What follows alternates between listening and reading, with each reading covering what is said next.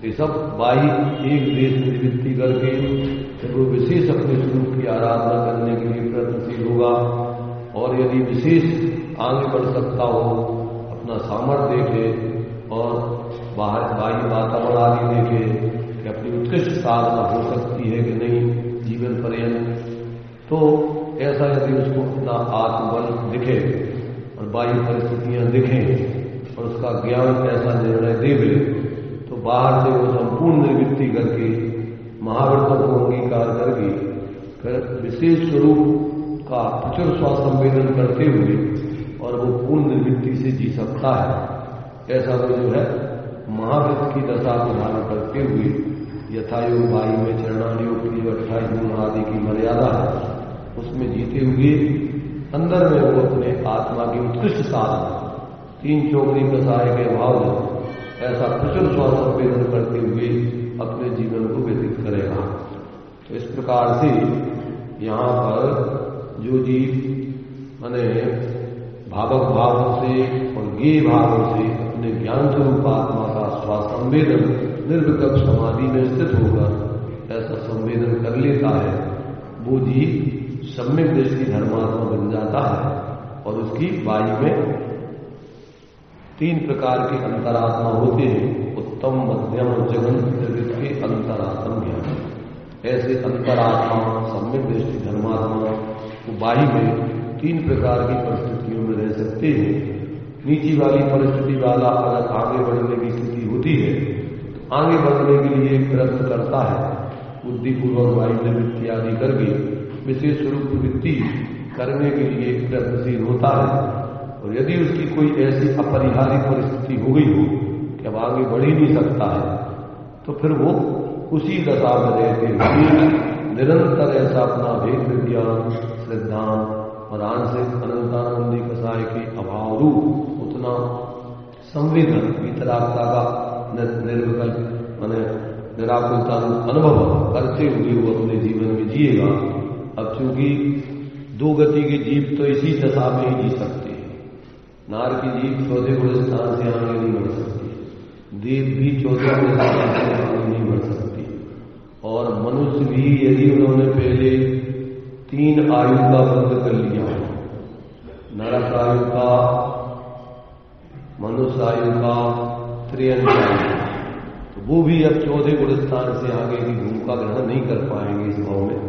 इसलिए उनको भी इसी दशा में ही अपनी साधना करना होगी।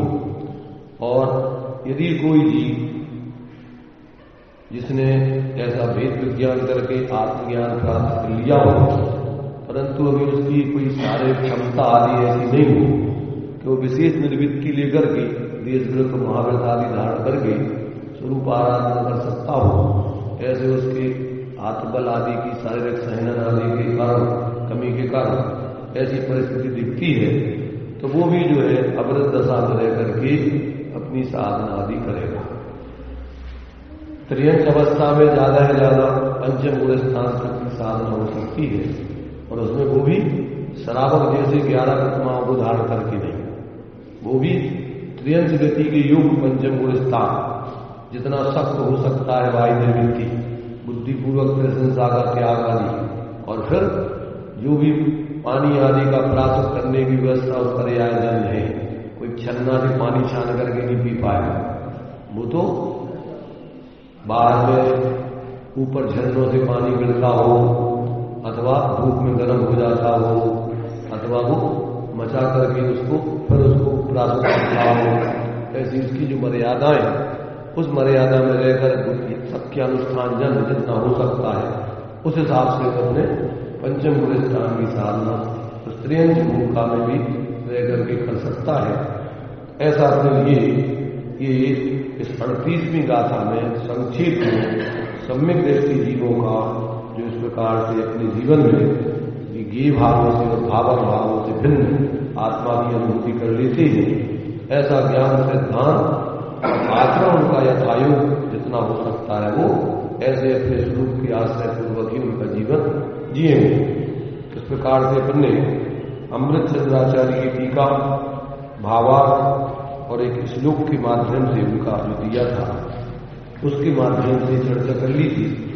अब आचार्य जयसेन स्वामी ने इस संबंध में जो खुलासा किया है उसके माध्यम से कुछ विचार करते हैं। तात्पर्य वृत्ति हिंदी जो है यहाँ पर 99 पेज पर दी हुई है, यहाँ से अपन पढ़ते हैं, इसके माध्यम से भी अपन विचार करते हैं।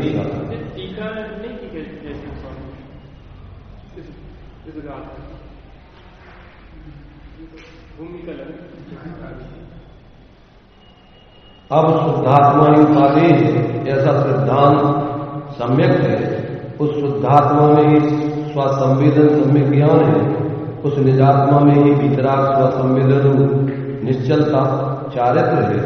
इन तीनों की एकता रूप निश्चय रत्नत्रय वर्ण ऐसे जीव का क्या स्वरूप है, यह बतलाते हुए आचार्य देव जीव अधिकार का यहाँ पर संहार कर रहे हैं। अब उस गाथा की टीका की जाती है। अहम माने में अनादिकाल से देह और आत्मा के एकत्व की भ्रांति रूप अज्ञान से जो पहले अप्रतिबुद्ध अर्थात अज्ञानी था, मिथ्या दृष्टि था, फिर भी हाथ यानी मुट्ठी में रखे हुए स्वर्ण को भूल गया अथवा निद्रामग्न हो गया। कैसे अपने आत्मा को जीव अनादिकाल से भूला हुआ है, तो उसकी यहां पर प्रक्रिया समझा है कि जैसे कोई व्यक्ति जो पहले अप्रबुद्ध दशा में किस प्रकार से अपने स्वरूप को भूला था, दृष्टांत देकर के उसको स्पष्ट कर रहे हैं कि कोई व्यक्ति मान लीजिए हाथ में स्वर्ण की अंगूठी उसके हाथ में थी और वो क्या है कि मुट्ठी बांध करके अंगूठी रख करके हाथ में मुट्ठी में और कोई काम करने में लग गया और बाद में फिर उसने देखा कि अरे हमारी अंगूठी कहां है। अब वो ढूंढता फिर रहा है, अब उसको अंगूठी नहीं मिली। पूछ रहा है सबसे, घर वालों से, परिवार वालों से, भैया हमारी अंगूठी देखी क्या तुमने? तो मैंने कहा भैया हमने तो नहीं देखी, पर जिसने देखी थी उसको मुट्ठी बांधते हुए, तो उसने उससे कहा तुम अपनी मुट्ठी खोल के देखो ना। तो उसने मुट्ठी खोल के देखा तो अरे ये तो अंगूठी है। ऐसे ही या तो ये मुट्ठी बड़े भूल गया था। दूसरा दृष्टांत इन्होंने दिया है, अमृत चंद्राचार्य देव ने तो इसी मुट्ठी का दिया। इन्होंने एक दृष्टांत और दिया कि उसकी झपकी लग गई, मुट्ठी में उसने अंगूठी रखी थी और उसी प्रकार से उसको नींद आ गई। बाद में नींद में वो भूल गया, निद्रा में वो अपनी अंगूठी को भूल गया, तो वो अंगूठी उसके लिए अभी दिखाई नहीं दे रही। और जैसे नींद खुली तो उसके लिए वो अंगूठी अपनी मुट्ठी में उसको दिखाई दी। ऐसे जो अपन को दृष्टांत देते हैं आचार्य कि या तो मोह नींद में व्यक्ति सो रहा है, क्या हो गया? दृष्टांत तो तीनों दिए हैं, या तो पागल हो गया है, सत असत अभी साथ यत्र चुप लगते मत, या नींद में हो गया है, या मोह महावत शराब की नशे में आकर के, तो तीनों दृष्टांत एक ही बात को सिद्ध करने के लिए दिए। कौन से? कि जैसे कोई नशे में शराब पीकर के पीप रखने को भूल जाता है और पागलपन के काम जो भूमिका में जो रहता है उस भूमिका वाले काम नहीं करके अथवा व्यक्ति करता है, या तो उस प्रकार की व्यक्ति करने लगे, या नींद में स्वप्न देखने लगे अन्यथा, या तो उस दशा में पहुंच जाए, और या फिर पागल हो जाए, अपने घर को छोड़ के इधर उधर पागलपन के काम करे। ऐसे मिथ्या दृष्टि को तीनों दृष्टांत दिए। तो यहां तो अपने लिए आचार्य देव कह रहे कि वो तीनों दृष्टांतों में सिद्धांत क्या निकाल रहे हैं कि उसमें वो अपने स्वरूप को भूला हुआ है, और जैसे उसका पागलपन उतर जाए अथवा नींद खुल जाए अथवा नशा उतर जाए, तो क्या होगा कि वो अपने असली स्वरूप को जानकर पागलपन के काम नहीं करेगा। नींद में जो अपना स्वरूप था उसको भूलकर स्वप्न में यथावत स्वप्न देख रहा था, अब वो स्वप्न की बात भूल जाएगा, अपने असलीपन पर आ जाएगा। अथवा क्या होगा, नशा उतरने पर, पागलपन दूर होने पर वो अपने असली स्वरूप में आ जाएगा। ऐसे ही यहां पर जो है दृष्टांत दिया है कि वो इन तीनों में अपने स्वरूप को भूला था, और जैसे ही उसका नशा उतरा तो यहां दृष्टांत दिया है। वो आत्मा कहां है कि जी मानो जैसे मुट्ठी में सोना रखा, ऐसे ही ये जीव अपने संपूर्ण भेदों में, पर्यायों में, संयोगों में अपना मूल स्वरूप तो उसका ज्यों का त्यों विद्यमान रहता है। वो कहीं कहीं चला नहीं जाता। शरीर में रहते हुए शरीर से भिन्न, इन रागादिक भावों में रहते हुए अपने ज्ञान स्वरूप आत्मा उनसे कथनचित भिन्न, और ज्ञान आदि गुण भेद आदि में रहते हुए अभेद रूप एक रूप आत्मा ज्यों का त्यों रहता है। तो 9 तत्वों में भी वो अपने एकत्र पदे को नहीं छोड़ता, भेदों में भी अपने अभेद को नहीं छोड़ता, संयोगों में भी अपने असंयोगी स्वरूप को नहीं छोड़ता। तो यहां जो 2 दृष्टांत, 2 तरीके का दोष बतलाया है कि ज्ञेय ज्ञायक शंकर और भाव भावक शंकर। इसमें तो अपने लिए मोह के उदय से होने वाले विकारी भाव और अपना ज्ञान स्वरूप आत्मा, और जो संयोग रूप ज्ञेय है और उन ज्ञेयों से पृथक अपना ज्ञान स्वरूप आत्मा, ऐसा इन 2 से पृथक आत्मा को दिखाकर और अपने एकत्र भक्त आत्मा की अनुभूति जिसको प्रकट हो जाती है, ऐसा ज्ञान सिद्धांत अनुभवन हो जाता है। वो जीव सम्यक दृष्टि धर्मात्मा बन जाते हैं, उनकी भ्रांति दूर हो जाती है, और वो अब क्या है, निरंतर अपने आत्मा को जैसा है वैसा ही अवलोकन करते हैं। बाह्य परिस्थिति अभी हमने बतलाई 3 प्रकार की हो सकती है। या तो अमृत दशा में रह सकता है, या देशवृत्त की दशा में रह सकता है, या महावृत्त की दशा में रह सकता है। तीनों प्रकार के सम्यक दृष्टि जीव मोक्ष मार्गी बन जाते हैं, इनकी भ्रांति दूर हो जाती है, जीवन में उनके आत्म शांति प्रकट हो जाती है। अब कितनी कितनी उनकी चारित्र की लीनता है, उतनी उतनी शांति उनकी धारा प्रवाह चलती रहती है। अग्रज सम्यक दृष्टि की मिथ्यात्व अनंतानुबंधी की अभावजन्य शांति उसके जीवन में निरंतर चलती रहेगी, चाहे वो बाहर में संसार के काम कर रहा हो, चाहे व्यवहार में व्यवहार धर्म के काम कर रहा हो। क्या काम कर रहा हो? व्यवहार धर्म की पूजा पाठ स्वाध्याय आदि जो कुछ भी व्यवहार विकल्पों के कार्य है वो कर रहा हो, परंतु अंतर में उसकी जो स्वरूप की दृष्टि, ज्ञान और आंतरिक लीनता, अनंतानंदी कसाय के अभाव में लीनता, इतनी भीतराग परिणति उसकी धारा प्रवाह चलती ही रहेगी, उतनी शांति उसके जीवन में बढ़ती ही रहेगी। ये स्थिति जब तक नहीं बनती है तब तक व्यक्ति क्या करता है, कई प्रकार के आभासी शास्त्रों को पढ़ के भूल जाते हैं। जो मोक्ष मार्ग प्रकाशक जी में 3 प्रकार के आभासी बतलाए, एक चौथे प्रकार का आभासी सुसुभवन दीपक में बतलाया अनुव्याभास। ऐसे चारों प्रकार के आभासी बन के अपने को धर्मात्मा मान के जीते। जो निश्चयाभासी है वो अपने को अधर्मात्मा नहीं मानता, जो व्यवहाराभासी है वो अपने को अधर्मात्मा नहीं मानता, जो उभयाभासी है वो अपने को अधर्मात्मा नहीं मानता, और जो अनुभयाभासी है वो भी अपने को अधर्मात्मा नहीं मानता, ज्ञानी मानता है। अब वो परिस्थिति कैसी बनती है वो अपने लिए समझने लायक है कि शास्त्रों को पढ़ करके ये सब जीव ऐसी भ्रांति में, इसको अपन एक शब्द में कहें तो वो स्वच्छंदाचारी कहलाते हैं। स्वच्छंदाचारी माने क्या? अपने मनमाने तरीके से जिनवाणी का अर्थ निकालकर और धर्म की प्रवृत्ति कर रहे हैं, वो क्या कहलाएंगे? स्वच्छंदाचारी भी, और हठाग्राही दुराग्राही भी हो जाते हैं। उनने जो निर्णय कर लिया है अब वो किसी की नहीं सुनती, किसी की नहीं मानती। तो ऐसे हठाग्रही दुराग्रही जीवों को जिनवाणी का उपदेश लागू नहीं पड़ता। देखो, सम्यक सन्मुख मिथ्या दृष्टि की स्थिति नहीं, वो कोई आभासी नहीं, ना वो हठाग्रही है ना दुराग्रही, वो तो अपने स्वरूप के अनुभव करने के लिए प्रयत्नशील है, सही निर्णय है, उसको कोई भ्रांति नहीं है, सविकल्प दशा में उसको कोई भ्रांति नहीं है। तो ये 4 प्रकार की आभासी तो हठाग्रही दुराग्रही हो जाती है, और वो सम्यक सन्मुख जो मिथ्या दृष्टि है वो हठाग्रही दुराग्रही नहीं होता है।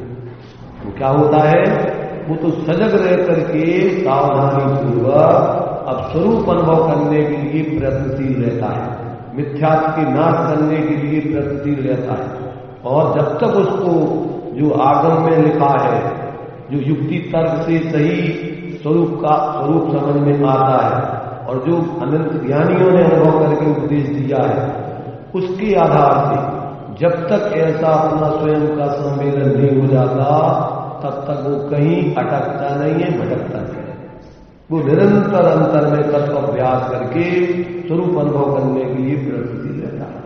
और जिस क्षण उसके लिए टोडरमल ने लगाया तो इसी भाव में तीव्र पुरुषार्थ हो तो या एकाध भाव में आगे सम्यक दृष्टि बन ही जाएगा। तो ये अपने लिए यहां पर तो क्योंकि 38वीं गाथा में जो जीव ऐसे भावक दोष से रहे, गे गायक दोष से, संकर दोष से रहे, ऐसे अपने ज्ञान स्वरूप आत्मा का निर्विकल्प अनुभव कर लेते हैं, ऐसे सम्यक दृष्टि जीवों के स्वरूप को इसमें बताया जा रहा है। तो इसमें है वो जीव उसको कैसे लगता है, मतलब कैसे उसको अनुभव होगा। तो ये दृष्टांत दिया कि जिस प्रकार से कोई मुट्ठी में रख करके स्वर्ण को भूल गया हो या निद्रा मंग होकर के स्वरूप को उस स्वर्ण को भूल गया, दृष्टांत अभी स्वर्ण को भूल लेगा, पश्चात निद्रा समाप्त होने पर उस स्वर्ण का स्मरण आ जाता है, अवलोकन करता है, होता है। इस न्याय से परम गुरु के प्रसाद अर्थात अनुग्रह से प्रतिबुद्ध अर्थात सावधान होकर जो शुद्ध आत्मा में लीन होता है, ऐसा में बीतरा चिन्मात्र ज्योति हूं और कैसा हूं इक्को, यद्यपि व्यवहार नय से नर नारक आदि रूप से अनेक रूप हूं, तथापि शुद्ध निश्चय नय से टंकोत्कीर्ण ज्ञाय एक स्वभाव वाला होने से मैं एक हूं। सबके लिए मिल गया, कहां पढ़ा 99 पेज पर तात्पर्य व्यक्ति टीका में हम नीचे पढ़ रहे हैं। अब इसमें देखना, इसमें यहां तो इन्होंने क्या दे दिया है कि जब उपदेश सुनकर के उसको इस प्रकार से अपने स्वरूप का एकत्र भक्त आत्मा की ऐसी अनुभूति प्रतीति हो जाती है, तो अब वो कह रहे कि बाहर में भले ही वो यद्यपि व्यवहार नय से नर नारक आदि रूप से अनेक रूप है, और ऐसा वो व्यवहार से खुद भी जानता है। सम्यक ज्ञान में संयोग को संयोग जानता है, संयोगी भाव को संयोगी भाव जानता है, अपने प्रकट होने वाले एक देश शुद्ध स्वभाव को एक देश शुद्ध स्वभाव जानता है, और अपने एक रूप चेतन आत्मा को अपना मूल स्वरूप जानता मानता, उसका आश्रय करता है। ऐसा उसको कोई भ्रम, जितने प्रकार के व्यवहार है, संयोग रूप, संयोगी भाव रूप और भेदभाव रूप और आंतरिक शुद्धता, क्या जितने भी अपने लिए क्या है जो व्यवहार के विषय हैं, उन सारे व्यवहार के विषयों में अपने उस एकत्र भक्त आत्मा को जैसा है वैसा उसका आश्रय करके अनुभव करता है। उसमें कहीं कोई भ्रम नहीं होता है। संयोग में कोई संयोग को संयोग जानता है, शरीर आदि कर्म आदि जो कर्म तो दिखते नहीं, और ये शरीर दिखता है, कर्मों के उदय का कार्य दिखता है, जो रागादिक आदि भाव हो रहे हैं वे वास्तव में आत्मा का स्वरूप नहीं है। कर्म के उदय में जुड़ करके वो अपनी अशुद्धता है। ऐसा बराबर उसको ज्ञान में भेद विज्ञान बढ़ता रहता है, और जितनी जितनी स्वरूप की लीनता है उसमें अपने उस एकत्र भक्त आत्मा की अभेदता बढ़ रही है, वो भी बराबर उसकी कितनी शुद्धि प्रकट हुई है, ऐसा भी बराबर उसको ज्ञान बढ़ता रहता है। उसमें कहीं कोई भ्रांति नहीं होती। ऐसा उसके जीवन में जितने भी व्यवहार हैं, यद्यपि वे सब हैं, उनका निषेध नहीं है, परंतु वो मेरा मूल स्वरूप नहीं है। मैं तो एक ज्ञान दर्शन स्वरूप ऐसे अखंड, ऐसा अनादि अनंत जीव तत्व हूं। ऐसा अंदर में अवलंबन करके निर्विकल्प अनुभूति करते हुए जीता है। विकल्प दशा में ऐसा अपने स्वरूप का विचार आदि भी करता है। तो यद्यपि व्यवहार लय से नर नारक आदि रूप से अनेक रूप हूं, तथापि शुद्ध निश्चय लय से टंकोत्कीर्ण ज्ञायक एक स्वभाव वाला होने से मैं एक हूं। अब देखो, यहां पर भी व्यवहार में भी उन्होंने क्या लिखा है कि यद्यपि व्यवहार लय से नर नारक आदि रूप से अनेक रूप हूं, तो उसमें भी अपनापना बता रहे कि ये हूं, तो वो व्यवहार रूप अपनापना है।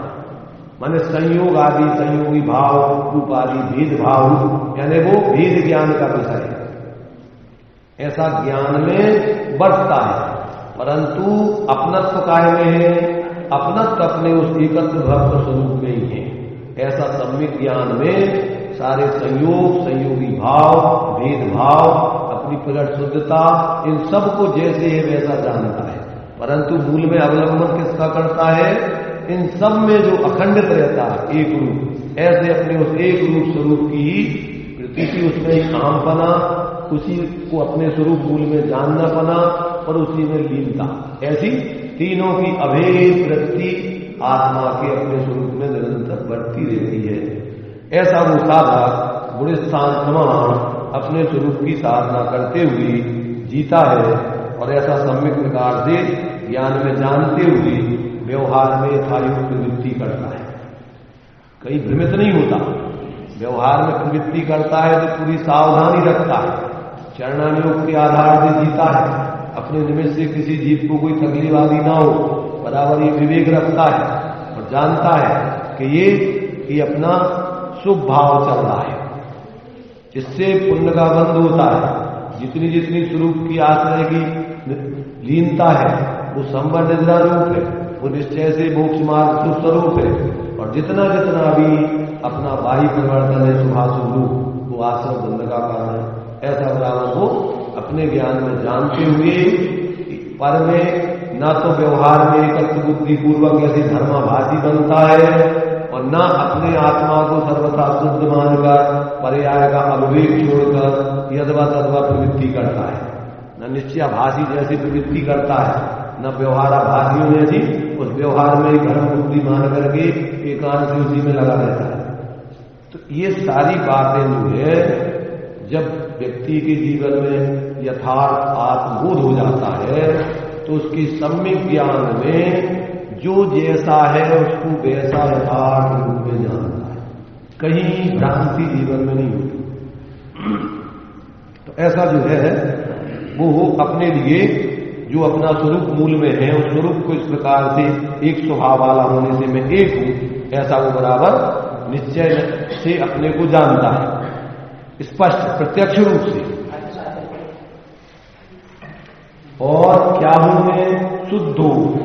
शुद्ध निश्चय लय से व्यवहारिक नव पदार्थों से भिन्न हूं। शुद्ध कैसा शुद्ध हूं मैं? जितने भी व्यवहारिक नव पदार्थ हैं उनसे मैं ऐसा भिन्न हूं, इस प्रकार से शुद्ध हूं। अथवा रागादि भावों से भिन्न हूं, ऐसा मैं शुद्ध हूं। दो प्रकार की शुद्धता बदला है, या तो अपने लिए संपूर्ण व्यवहार भेदभावों से ऐसे अखंड सब में एक रूप देखना वो शुद्धता, और या फिर अपने विकारी परिणामों से भिन्न अपने आत्मा का ऐसा स्वाभाविक स्वरूप, ऐसी शुद्धता। इस प्रकार से क्या हूं मैं? इन सभी भेदों से अभिन्न एक रूप शुद्ध हूं, और या फिर रागादि भावों से भिन्न हूं, ऐसा मैं शुद्ध हूं। और क्या विशेषताओं वाला हूं? दर्शन नामयो, केवल दर्शन, केवल ज्ञानमय, ओनली ज्ञान दर्शनमय। केवल ज्ञान, प्रकट होने वाले छायक ज्ञान, छायक दर्शन की बात नहीं चलती, सामान्य ज्ञान स्वरूप ऐसा सभी पर्यायों में, मति ज्ञान, पृथक ज्ञान, अवधि ज्ञान, महापर्याय ज्ञान, केवल ज्ञान में भी अन्वय रूप से में सामान्य ज्ञान स्वरूप स्वभाव शक्ति सभी केवल ज्ञान की सभी जीवों में है। ऐसी शक्ति रूप अपने को अनुभव करते हुए पर्याय में जब तक वो केवल ज्ञान नहीं हो जाता तब तक वो निश्चयाभासी जैसे केवल ज्ञान वाला नहीं मानता, अपने को निश्चयाभासी जैसा सिद्ध नहीं मानता। पर्याय में जैसे सिद्ध हो जाते हैं, जब सिद्ध ऐसा स्वभाव से सिद्ध, ऐसा केवल ज्ञान स्वभावी भी, ना कि प्रकट पर्याय में केवल ज्ञान वाला। ऐसा जो है उसके जीवन में बराबर अपने स्वरूप की सिद्धा ज्ञान बढ़ता रहता है। ऐसी उसी स्वरूप की आंतरिक लीनता चारित्र में जितनी जितनी है उतनी बढ़ती रहती है। देखो, समझने में कभी कभी शब्दों के अर्थ को नहीं समझने में भ्रांति होती है। ये केवल ज्ञान के संबंध में दिगंबर और श्वेतांबरों में जो मतभेद है, वो कैसा मतभेद है, थोड़ा उसका दिग्दर्शन श्रीमद जी ने अपने इस ग्रंथ में दिया हुआ है। उसमें उन्होंने लिखा है कि श्वेतांबर लोग मानते हैं कि केवल ज्ञान आत्मा में सत्ता रूप है। कैसा मानते हैं?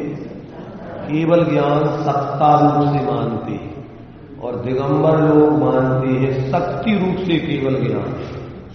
इन दोनों में अंतर समझ में आना चाहिए। जो लोग केवल ज्ञान की सत्ता मानते हैं वो भ्रांति है। सत्ता समझते हो? केवल ज्ञान का अस्तित्व मानते हैं अपनी आत्मा। जैसे अपन कर्मों का, जैसे अपने अंदर अभी कर्मों का बंध होकर कर्मों की सत्ता अभी आत्मा में बंधी हुई कर्मों की सत्ता रूप है और उदय रूप है। तो सत्ता अभी केवल ज्ञान की सत्ता नहीं है। सत्ता में तो केवल ज्ञान की व्यक्तता होकर के आत्मा में वो है, ऐसी वो सत्ता कहलाती है। परंतु ऐसी कोई सत्ता भी केवल ज्ञान की नहीं है, अभी तो शक्ति है। शक्ति समझते कि नहीं? जैसे मान लो दूध में घी की शक्ति है, अभी घी प्रकट रूप में है नहीं, अभी तो अप्रगट है, अभी तो दूध अवस्था है, दही अवस्था बनेगी, फिर उसको अरे क्या करेंगे अपन, भिगो करके उसमें से मक्खन निकालेंगे, फिर मक्खन के अंदर फिर उसके बाद उसमें से घी निकालेंगे। तो वो शक्ति होना अलग चीज है। जैसे अपन बोलते ना कि सभी जीवों में केवल ज्ञान, उस दृष्टि से अपन बोलते हैं सभी जीव परमात्मा स्वरूप है, तो शक्ति की अपेक्षा परमात्मा स्वरूप है, ना कि व्यक्ति रूप। जो दिया है पाषाणेषु यथा हेमे दुग्ध मध्ये यथा घृतम, तिल मध्ये यथा तेलम, देह मध्ये तथा शिवा, अयमात्मा शरीरेषु यो जानाति सा पंडिता। क्या होता है? स्वर्ण पाषाण में सोना होता है जैसे, दूध के अंदर घी होता है जैसे, दुग्ध मध्ये यथा घृतम और तिल मध्ये यथा तेलम, देह मध्ये तथा शिवा। उसी प्रकार अपने शरीर में भगवान आत्मा विराजमान है। अर्थ क्या समझ में आया? एक और अपन बोलते हैं, ज्यों चकमक में आग है, ज्यों तिली में तेल है, ज्यों चकमक में आग, और तेरा प्रभु तुझ में बसे जाग सके तो जाग। तो तिली में तेल कैसा है? चकमक में आग कैसी है? पहले लोग जो है लकड़ी पीते थे, और ये अपने पास ये तुम्हारे माचक वगैरह नहीं थी, तो पहले उनके पास कोई प्राकृतिक साधन था। चकमक रखते थे, एक पत्थर और एक लोहे का टुकड़ा होता था, और साथ में एक डिब्बी होती थी, उसमें जो है रुई रखते थे।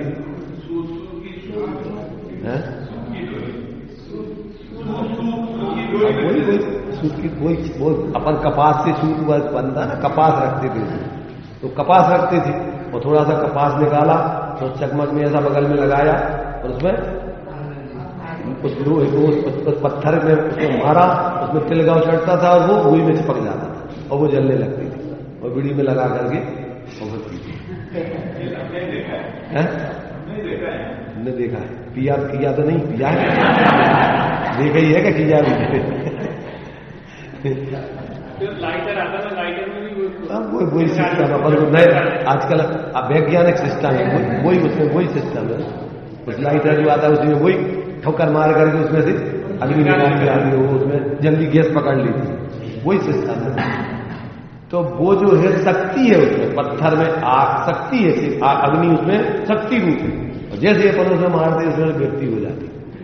ऐसे ही अपना आत्मा अभी क्या है, शरीर आदि राग आदि इस सभी कर्म आदि के बीच में अभी शक्ति रूप विद्यमान है, और जब उसका अपन एकाग्रता पूर्वक ध्यान करते हैं लक्षण से, तो धीरे धीरे उस शक्ति की व्यक्ति होकर पर्याय में वो स्वरूप प्रकट होकर के अनुभव में आना चालू होता है। जितनी जितनी स्वरूप लीनता होती है उतना उतना उसमें से अपनी शक्ति की व्यक्ति होकर और आत्मा का प्रकट होता जाता है। ऐसे जैसे माने दूध में घी की सामर्थ्य है, शक्ति है, उसी में से निकलेगा, मथानी में से, पानी में से और भी भाने वाले में से नहीं निकलेगा, काय में से निकलेगा, उसी में से। जैसे बीज में वृक्ष की शक्ति है, अभी तो वो बीज दशा है, परंतु वो जब अपन जमीन में बो देते हैं, यथायुक्त खाद पानी डालते हैं, समय पर धीरे धीरे उस बीज में से वृक्ष प्रकट होकर के पौधा बनता है, आगे धीरे धीरे वो वृक्ष का रूप धारण करके उसमें फल लगते हैं। तो वो काय में से वृक्ष उगा, वो जमीन में से नहीं उगा, वो पानी खाद में से नहीं उगा, उसी बीज की विकसित दशा है। ऐसे ही अपनी ये बहरात्मा अनादिकाल से अपने स्वरूप को भूलकर जो शरीर आदि में एकत्व आदि कर रही है, जब यही आत्मा परद्रव्यों से भिन्न अपनी आत्मा में अंदर में ध्यान लक्षण से लक्ष्य अपनी उस आत्मा में एकत्व करेगी, उसका अवलंबन करेगी, तो आत्मा का अंदर में निर्विकल्प अनुभव उसको होगा चेतन स्वरूप। अब वो जितना जितना उसकी स्थिरता करती जाएगी, उतनी उतनी उसकी पर्याय में उस अपनी शक्ति की व्यक्ति वितराग का रूप होती जाएगी, और उसमें वितराग बनेगी पूर्ण अनंत शक्ति विद्यमान है, अनंत सुख की सामर्थ्य विद्यमान है। अब उसी को जो है जितना जितना स्थिरता करता जाएगा, गुण स्थान प्रमाण, अब वो 13वें गुण स्थान में उस शक्ति की पूर्ण व्यक्ति हो जाती है, और वो अरहंत परमात्मा भाव मोक्ष जीव के वहां पूर्ण मोह दशा, सर्वज्ञ दशा वहां प्रकट हो जाती है। अब भले ही शरीर के संयोग आदि है, परंतु उसमें अब सुख में, शांति में, जानने में कोई कमी आदि नहीं। अब तो वो सिर्फ आयु प्रमाण शरीर में रहेंगे, और अभी प्रदेशों में जब तक संयोग दशा है, चंचलता है, और उससे उनको कोई तकलीफ नहीं, वो प्रदेशों का चंचलपना मात्र क्षणिक वो चलता रहता है। और जैसे ही वो अयोग दशा होगी, वो भी संसार का कारण ध्यान रखना कि जब तक प्रदेशों में अभी चंचलता चलती रहेगी, तब तक अभी जीव के बंधन का हेतु योग 5 बंधनों के हेतु में अभी वो भी संसार में ही वो जीवन रहे। जैसे ही उसकी योग दशा का निरोध हो जाएगा, अयोग दशा 14वें गुण स्थान के 13वें गुण स्थान के अंत में जैसे ही उनका सूक्ष्म क्रिया प्रतिपाद और व्युपरत क्रिया निर्मित, जैसे ही उनकी क्रियाओं का योगों का संपूर्ण अभाव हो जाएगा, वैसे ही 14वां गुण स्थान होगा, और आयु 5 रस तक बराबर टाइम लगा, और संपूर्ण संयोग का अभाव होकर और पूर्ण सिद्ध दशा की प्राप्ति हो जाएगी। ये अपन को इन सारी बातों का शास्त्रों में जहां जहां जिस जिस तरीके से जो कथन किया है, उसको समझकर अपनी भ्रांति को तोड़कर अंदर में अपने मूल स्वरूप से जुड़कर, और जीव जब अंदर में जीना चालू करता है, तभी उसके जीवन में धर्म, अनुभूत धर्म, मात्र शास्त्रों में लिखा हुआ नहीं, ज्ञानियों के द्वारा कहा हुआ मात्र नहीं, उसको अनुभूत रूप में प्रकट होता है, तभी वो ज्ञानी बनता है। आगम में लिखा हो, विकल्प सविकल्प ज्ञान में युक्ति तर्क से समझ में आ गया हो, और फिर अन्य ज्ञानी भी उसी बात को कह रहे हो, तब तक अभी तुम्हारा धर्म नहीं हुआ। तुम्हारा धर्म कब होगा?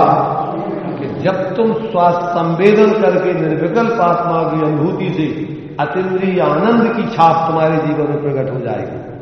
आत्मा के अनुभव का लक्षण क्या है?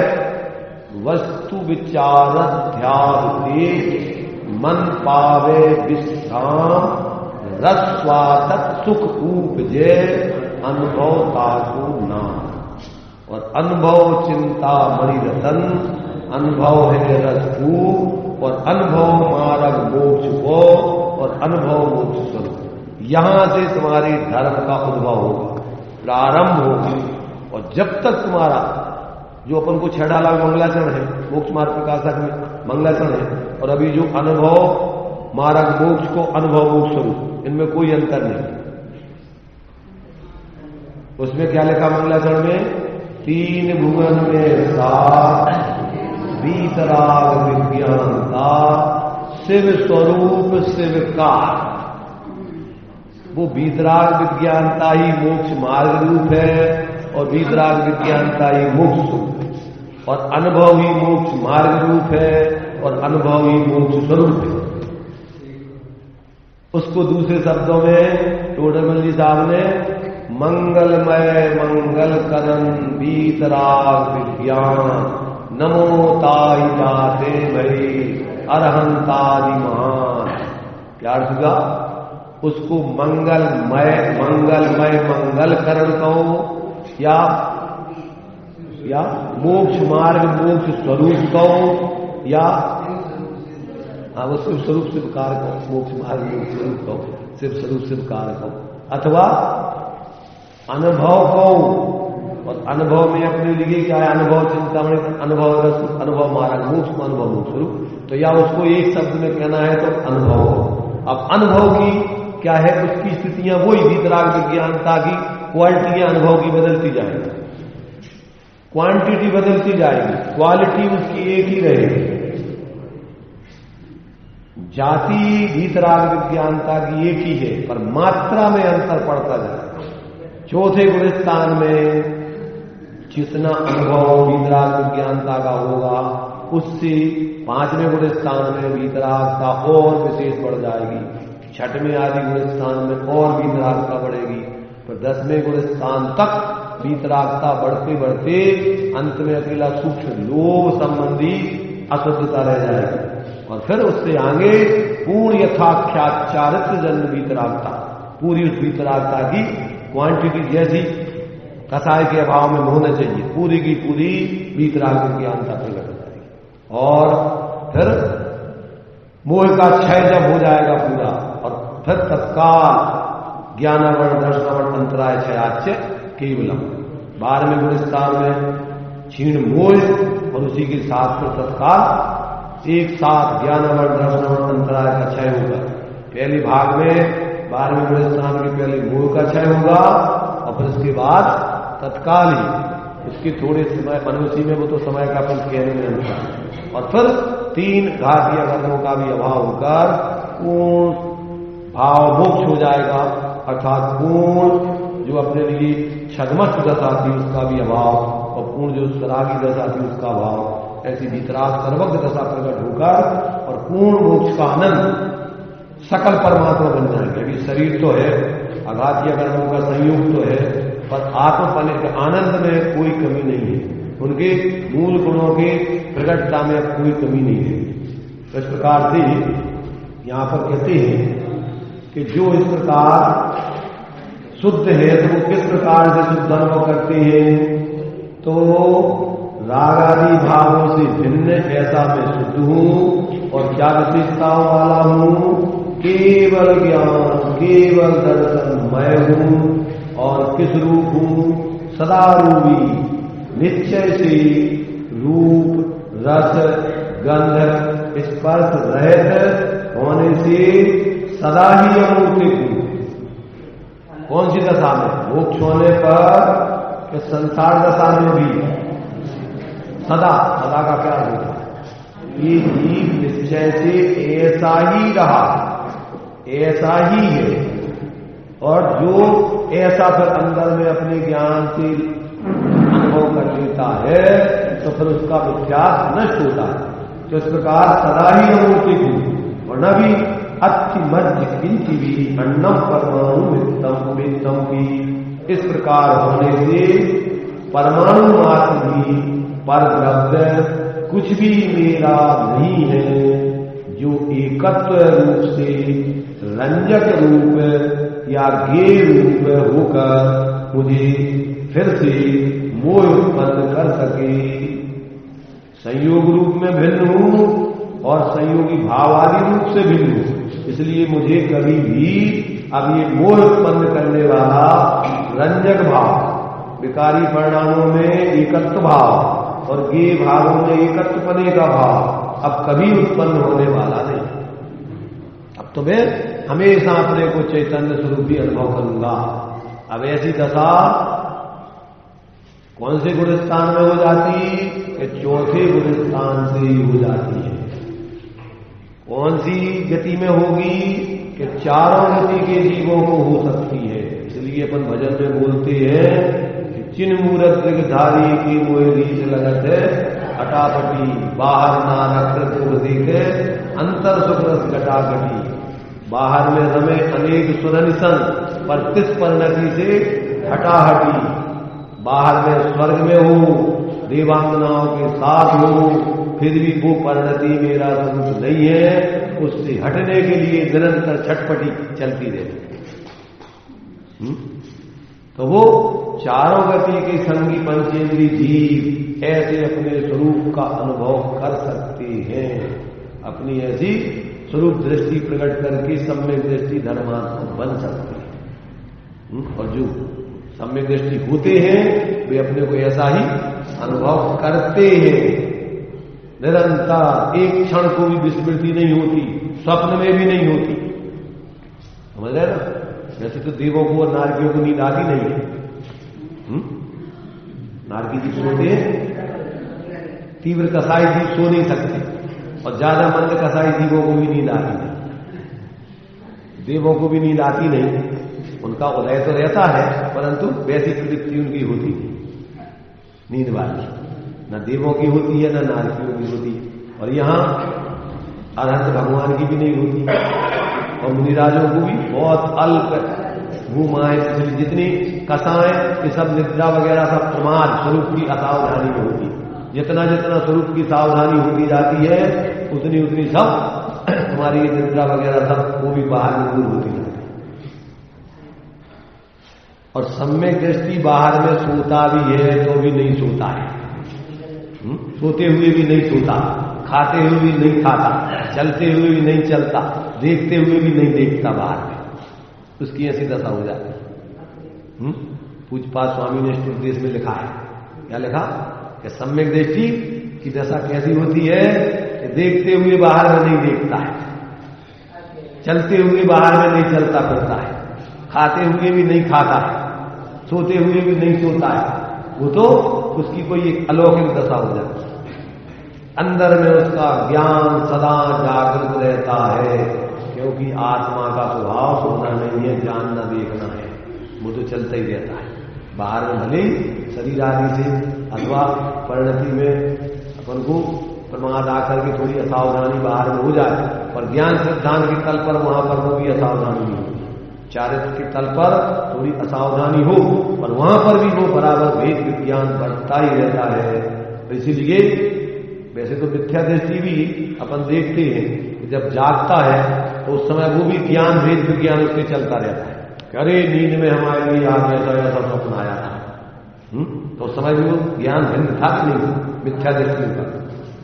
और जैसे ही वो नींद खुलती है, रात्रि स्वप्न में मान लो कोई राजा है, कि जनक के जीवन की घटना आती है कि जनक जो है विदेही बोलते थे, उनको विदेही देश रहते हुए भी वो देश से अतीत अपने को अनुभव करते थे। तो उनके जीवन की घटना बताते हैं क्या कि वो एक बार नींद में उन्होंने स्वप्न देखा। क्या देखा कि हमारे राज्य के ऊपर किसी दूसरे राजा ने चढ़ाई कर दी और अब हम इस राज्य को छोड़ करके भाग रहे, भागते भागते 6-7 दिन हो गए। और 7 दिन के बाद हम एक स्थान पर पहुंचे अपनी जान बचा करके, और वहां पर खिचड़ी बढ़ रही है। गरीब हो गए हम लोग, भिखारी हो गए, अपने पास अब कुछ नहीं है, सब हमारा राज छिन गया है और दूसरे लोगों ने चढ़ाई करके राज्य पर वो उसके निकाल दिया। अब वो जो है अपनी ऐसी दीनहीन दशा लेकर 6-7 दिन में जहां पहुंचे तो वहां पर गरीबों के लिए खिचड़ी बढ़ रही थी। क्या बढ़ रही थी? गरीबों के लिए खिचड़ी बढ़ रही थी। अब ये भी लाइन में लग गए पीछे, और बढ़ते बढ़ते बढ़ते बढ़ते जब तक इनका नंबर आया तब तक वो हंडी में से खिचड़ी पूरी खत्म हो गई।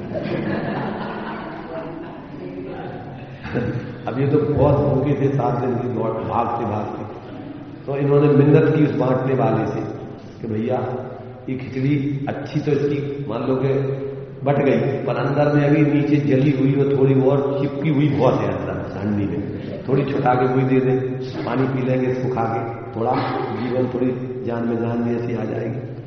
तो उसने दया करके चलो भाई ये बेचारा भूखा है, तो सब हंडी में से छुटा छुटू के जो कुछ जली भूसी और जो अंदर की वो सब निकाल के उसके निकाल के धोने में दे दी। अब बड़े सोचते हुए चलो बैठ के अपने कहीं पेड़ के नीचे खाएंगे पानी पिए, लेकर के जा रहे थे, इतने में एक चील आया, बाहर पट्टा मार के वो दोनों लेके भाग, जैसे ही वो लेके भागा और एकदम उनको लगा और अब क्या करेंगे, और उनकी नींद खुल गई। नींद खुल गई, वो कहती अरे ये क्या हो गया? अब वो तो अब राजा थे, अभी कोई भिखारी तो बने नहीं थे, कोई राज की चढ़ाई बची नहीं थी। अब वो सुबह का टाइम था, सोचते रहे क्या है ये जो देखा रात में वो सही था कि ये सही जो देख रहे, ये सही था कि वो सही, ऐसा सोचते रहे। अब राज्यसभा का टाइम हो गया और सोचते सोचते ऐसे ही वो राज्यसभा में चले गए और जाकर के वो वहां भी कहने लगे वो सही था कि ये सही, वो सही था, वो सही था कि ये सही। तो सारे समाचार लोग कह महाराज क्या हो गया, तुम्हें क्या कह रहा है आप? तो उनने फिर सुनाया थोड़ा, बताइए अपनी घटना के, आज हमने सुबह के पैर में ऐसा स्वप्न देखा। तो उनने पूछ रहे वो सही था कि ये सही? अब सारे सभासद सुन रह गए, बैठ सुनती। एक बुजुर्ग सभासद था, उनने कहा महाराज हम बताएं, बताओ भैया, ज्ञानी था, समझदार था। तो उसने कहा देखो महाराज न वो सही था न ये सही, आंखें मिचने के बाद ये झूठ हो जाता है, रात में भूल जाते हैं राजपाट भिखारी और राजा में कोई अंतर नहीं रहता, और आंखें खुलती हैं तो अपन यहां दिन में कल्पनाएं करने लगते हैं, जो संयोग मिले हैं, जो परिस्थिति बनी है, अपने को वैसा झूठा मानने लगते हैं। तो ना तो तुम अभी जो राजा मान रहे हो ना ये सही है, और ना रात्रि में जो भिखारी बन गए थे वो स्वप्न वो भी झूठा है। तो कहते हैं उसी समय उनकी अंतर्दृष्टि हो गई और वो उसी समय से विदेही जनक के नाम से प्रसिद्ध, देह से अतीत अपने चेतन अनुभव स्वरूप का अनुभव करने लगे और ऐसे विदेही बने। तो जब तक व्यक्ति को ऐसा जो दिन में अपन, ये भी सब स्वप्न है, सब दिवास सोचते रहते हैं कि भैया ये हमारा मकान, दुकान, परिवार, कुटुंब, मनुष्य, ये वो सब क्या है, ये कल्पना ही तो है मिथ्या। और तो तुम उपयोग स्वरूप चेतन स्वरूप आत्मा और अपने को भूल के ऐसी मिथ्या कल्पनाएं करते रहते। तो जब तक व्यक्ति को ऐसे दिन के ये मिथ्या विकल्प वेद विज्ञान करके अंदर में अपना उपयोग स्वरूप आत्मा अनुभव में नहीं आएगा, तब तक अपन चाहे रात में स्वप्न देखो और चाहे दिन के स्वप्न देखो। दिन में जो स्वप्न देखते रहते वे रात में गोल हो जाते हैं, रात का अपना जीवन अलग ही जीवन चालू हो जाता है, और जब नींद खुलती है तो वो रात्रि का जीवन वही छूट जाता है और दिन का जीवन फिर नया कल्पनाओं का चालू हो जाता है। तो मिथ्या दृष्टि तो जैसे नींद में स्वप्न देखता है वैसे दिवा स्वप्न देखता रहता है काल्पनिक, और सम्यक दृष्टि इन दोनों प्रकार के स्वप्नों से परे ऐसा अपना अंदर में एकत्र भक्तात्मा की अनुभूति प्रवृत्ति करके जीता है। चाहे वो बाहर में सो भी रहा हो तो भी वो अंदर में सोता नहीं है, अंदर में अपने को चेतन स्वरूप अनुभव करता है। इसलिए सम्यक दृष्टि स्वप्न में भी अपने सम्यक को मलिन नहीं होने देती, वहां पर भी वो जानते हैं कि अपन जीवी है। तो ऐसा जो है इस प्रकार अपन को इन गाथाओं में आकर ऐसा अपने स्वरूप का भेद ज्ञान इन भावक भावों से भिन्न और गेय भावों से भिन्न ऐसा अपना ज्ञान स्वरूप आत्मा स्वासंवेदन निर्विकल्प समाधि में प्रकट अनुभव करके जब तक जीव अनुभव नहीं करता तब तक उसकी मिथ्यात्व का नाश नहीं होता, तब तक उसकी भ्रांति दूर नहीं होती। भले ही वो शास्त्रों से पढ़ के समझ के जानकारी करके संतुष्ट हो जाए, अथवा शास्त्रों में जो आत्मा का स्वरूप सुना है और इस संसार की असारता ये सब भिन्न है ऐसा जानकर साधु बन जाए और अंदर में अपने एकत्र विभक्त आत्मा का अनुभव नहीं करे तो वो भी कहते वास्तव में अज्ञानी है, मिथ्या दृष्टि है, उसको भी जीवन में शांति नहीं मिलेगी। जीव ने दोनों प्रकार के कार्य को बार कर लिए व्यवहार धर्म की 11 पूर्व तक का क्षयुप ज्ञान की धारणा में भर के अपने को ज्ञानी मानकर दूसरों को उपदेश देने लगा और खुद जो कहते हैं पूरा का पूरा बना अज्ञानी का। अथवा बाहर से इस बाहर के सारे परिकर आदि को छोड़ के साधु बन गया और व्यवहार धर्म के कार्यों में पूरा लगा रहा, पर अंदर में जो निश्चय धर्म एकत्र आत्मा के अवलंबन पूर्वक मिथ्या के अभाव, अज्ञान के अभाव, कसायों के अभाव पूर्वक ऐसा स्वाश्रय से ऐसा भीतराग विज्ञान का जो धर्म प्रकट होता है उस धर्म को जब तक प्रकट नहीं करता तो मुनिविचार अनंत बार गिरवे उठ जाओ अथवा 11 पूर्व तक की धारणा में धारण करके ज्ञानी बन के अपने को क्षयुप ज्ञानी बन के अपने को धर्मात्मा ज्ञानी मान लो, ये सब भ्रम है। भ्रम कब टूटेगा कि जब तुम अपने इस एकत्र भक्त आत्मा की स्वासंवेदन से निर्विकल्प समाधि में स्थित होगा अनुभव नहीं करोगे। जो अपन दोपहर में पढ़ रहे हैं कि ध्यान अवस्था में ही दोनों प्रकार का मोक्ष मार्ग प्रकट होता है, इसलिए तुम भी सम्यक प्रकार से अगर मोक्ष मार्ग को प्रकट करना है तो सम्यक प्रकार ध्यान का अभ्यास पढ़ा कि नहीं पढ़ा? 43वीं गाथा क्या पढ़ा था? दुवियम विमोखे जाने काउ नदी जमुनी नियमा तम्मा पयत्र चित्ता युजम ध्यानम समम। दोनों प्रकार के मोक्ष मार्ग को मोक्ष के हेतु ऐसे मोक्ष मार्ग को ध्यान अवस्था में मुनिजन प्राप्त करते हैं। इसलिए हे भाई तुम भी अगर मोक्ष मार्ग को दोनों प्रकार के प्रकट करना चाहते हो तो क्या करो? ध्यान का स्वरूप, ध्यान का एकत्र आत्मा के ध्यान का अभ्यास करो, उसके अनुभव करने का प्रसार करो। ऐसे अपने लिए प्रेरणा दी है।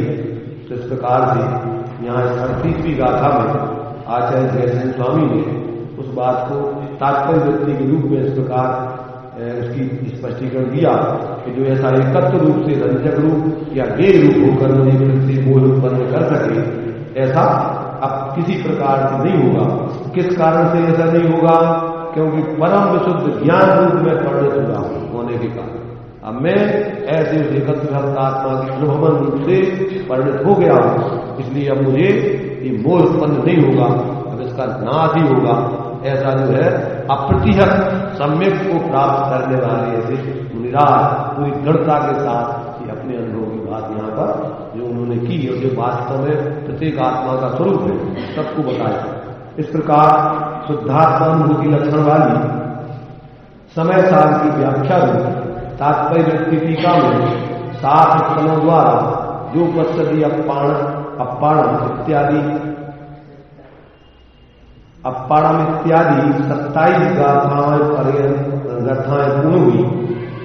इसके बाद एक गाथा उपसंहार रूप से है, अर्थात सब मिलाकर के 28 गाथाओं द्वारा ये जीव अधिकार पूर्ण होता है।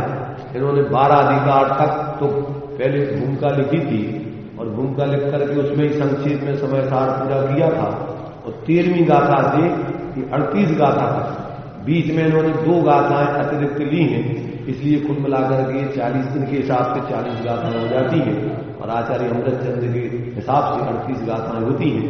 ऐसे ये जीव अधिकार को पूर्ण करके और ये प्रथम अंक पूर्ण हुआ, ऐसा यहाँ पर समझना चाहिए।